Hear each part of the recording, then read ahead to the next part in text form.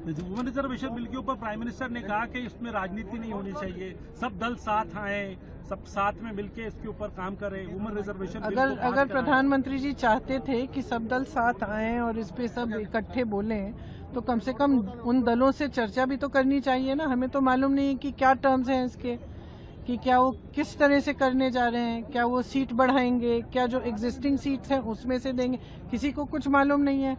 तो आप खुद कुछ करते हैं, फिर आप चाहते हैं कि सब उससे सहमत हो। कम से कम अगर आप बात करेंगे तो लोकतंत्र है ना, लोकतंत्र में चर्चा बहुत जरूरी होती है।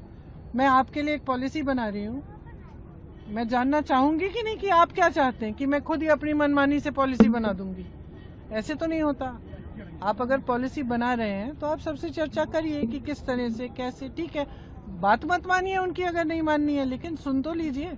लेकिन यहाँ क्या हो रहा है, बार बार चाहे इस इशू पे चाहे किसी और इशू पे सब कुछ अपने हिसाब से हो रहा है और कोई चर्चा नहीं होती। ये तो लोकतंत्र की वो नहीं है, परंपरा नहीं है। बहुत कड़े शब्दों का इस्तेमाल किया है आपने सीएम और पीएम दोनों। हाँ है, कायर है, मैंने पहले भी बोला है बहुत बार, दोनों कायर हैं। और आज जो जमाना है, जिस जमाने में हम अब जो हम देख रहे हैं, जहाँ जंग हो रही है, बहुत मुश्किलें आने वाली हैं हम पे, इस समय कायरता नहीं चल सकती।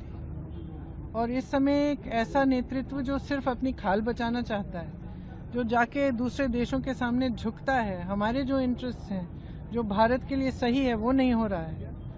आप बताइए कि अगर इस तरह की डील हुई है जिसमें हमारे जो किसान हैं उनको उनका कंपटीशन यूएस के बड़े बड़े किसान करेंगे, जिनके सारे मैकेनाइज्ड फार्म्स हैं, वो हम पे टैरिफ लगाएंगे, हम उनकी टैक्स हटा देंगे, तो कहाँ छोड़ दिया आपने किसानों को।